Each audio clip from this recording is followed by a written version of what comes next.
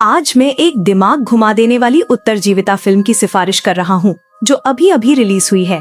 Death loop.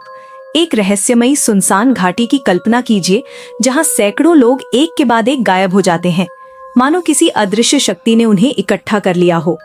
वे सभी एक विचित्र मौत को मात देने वाले खेल में फंस गए हैं।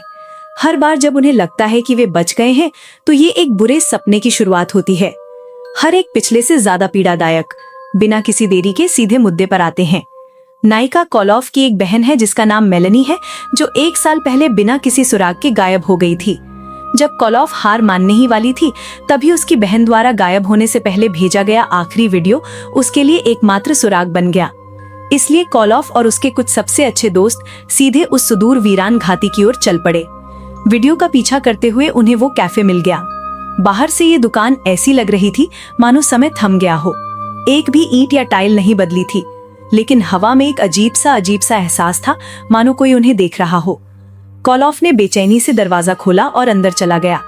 मालिक एक लंबा दाढ़ी वाला आदमी था जिसने टोपी पहनी हुई थी। वो रहस्यमयी लग रहा था।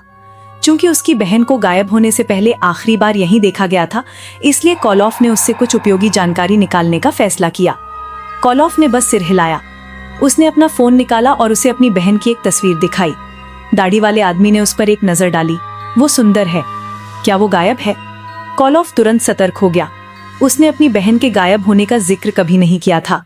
दाढ़ी वाले आदमी ने बताया कि सालों से वो अकेला नहीं था जो किसी को ढूंढने यहाँ आता था।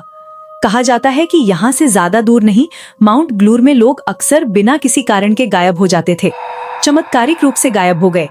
ये सुनकर क्लोवर का दिल लगभग उछल पड़ा। वो तुरंत बाहर भागा और कार में इंतजार कर रहे अपने दोस्तों को पता बताया।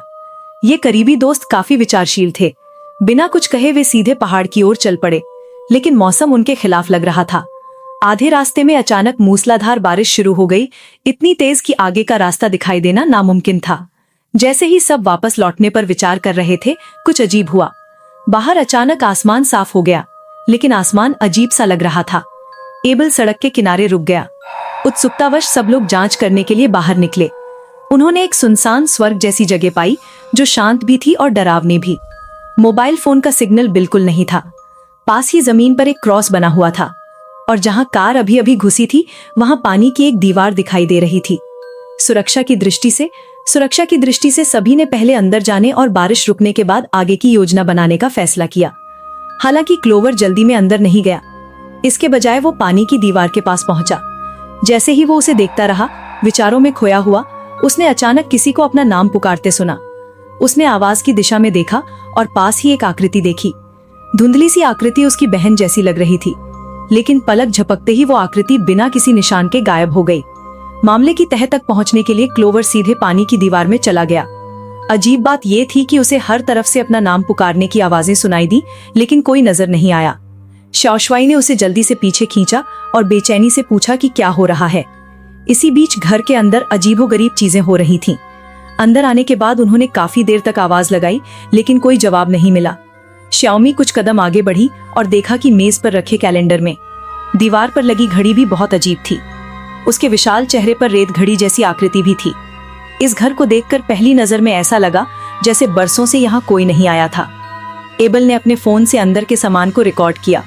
वो बगल वाले कमरे में गया और देखा कि दीवारें तरह तरह के कागजों से भरी हुई थीं। उसने एक कागज का टुकड़ा उठाया जिस पर कुछ शब्द लिखे हुए थे और एक आदमी का सिर दिखाई दिया। उसने एक के बाद एक कागज फाड़े तो पाया कि वे सभी गुमशुदा लोगों के चित्र थे, जिनमें क्रूफ की बहन भी शामिल थी। जैसे जैसे आसमान गहरा होता गया और रात होती गई, श्याओमी ने बैठक में एक आगंतुक लॉग पाया। उसने यूं ही उसमें अपना नाम लिख दिया। उस पल के बाद से चीजें और भी अजीब होती गईं। श्याओमी ने पुरानी विजिटर लॉग पलटी और हर पन्ना एक जैसे शब्दों से भरा हुआ था। वही विजिटर नाम बार बार दिखाई दे रहे थे। ये नाम ऊपर से नीचे तक व्यवस्थित थे। मेरी लिखावट धीरे धीरे बेढंगी होती जा रही थी। तभी एबल लिविंग रूम में आया और दोनों लड़कियों को वापस कमरे में बुलाया। दीवार पर लगे चित्र पर सिर्फ एक ही गुमशुदा व्यक्ति का क्यों लिखा था और कोई जानकारी नहीं। क्या हो रहा था? इसी बीच क्लोवर लौटी और उसने अजीब विजिटर लॉग देखा। किताब का नाम ग्लूर माउंटेन था। तो यही वो जगह थी जिसका जिक्र दाढ़ी वाले आदमी ने किया था। क्लोवर ने झट से कहा, यही मेरी बहन गुम हुई होगी और मैंने अभी अभी तेज बारिश में अपनी बहन के रोने की आवाज सुनी। हालांकि मुझे वो नहीं मिली, लेकिन मुझे यकीन है कि वो वही थी। शाओमी ने अभी अभी दीवार पर लगी रेत घड़ी खोजी और उसने एक अनुष्ठान करने लगी। अचानक दरवाजे के बाहर से एक अजीब सी आवाज आई। सब लोग देखने के लिए खिड़की पर गए तो पता चला कि कार गायब हो गई है। एबल बाहर भागा और देखा कि कोई उसकी कार लेकर भाग गया है। मूसलाधार बारिश में रुककर बार बार एक्सीलरेटर दबा रहा है। डर कर बाकी लोग वापस अंदर चले गए, ये सोचकर कि क्या अंदर कोई फोन है जिससे बाहरी दुनिया से संपर्क किया जा सके। अपनी खोजबीन करते हुए वे घर के तहखाने में पहुंच गए। वे ये देखकर हैरान रह गए कि भूमिगत जगह कितनी बड़ी थी। मेज पर जमी मोटी धूल देखकर लग रहा था कि वहां बहुत समय से कोई नहीं आया था। अजीब बात यह थी कि वहां एक खिड़की भी थी। क्लोवर को फिर एक फोन मिला, लेकिन कॉल विश्वसनीय नहीं थी। मेगन को एक रेडियो मिला, लेकिन उससे भी कोई प्रतिक्रिया नहीं मिली। पहली मंजिल से बाहर देखा तो कार अभी भी बाहर खड़ी थी।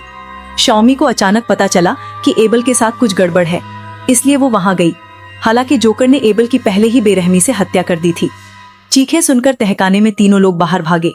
वे जल्दी से ऊपर जांच करने के लिए दौड़े। अंधेरे में जोकर की आकृति दिखाई दी। जमीन पर शाओमी मृत पड़ी थी।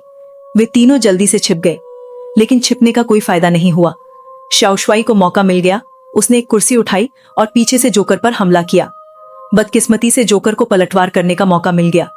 मानो किसी दिव्य दृष्टि से जोकर ने कोठरी में छिपी मेगन को तुरंत पहचान लिया और बिना किसी हिचकिचाहट के उसकी जान ले ली। क्लोवर किस्मत वाला रहा कि उसे भागने का मौका मिल गया। वो जंगल में गहराई तक भागा और सड़क के उस पार अपनी बहन को देखकर हैरान रह गया, लेकिन जोकर ने उन्हें बचने का कोई मौका नहीं दिया। उसी समय दीवार पर लगी रेत घड़ी अचानक बंद हो गई, जिससे घड़ी के अंदर एक तंत्र सक्रिय हो गया। रेत घड़ी घूम गई और अपनी स्थिति बदल ली। चमत्कारिक रूप से जो कुछ लोग मर गए थे वो जोकर की आकृति से छिप गए।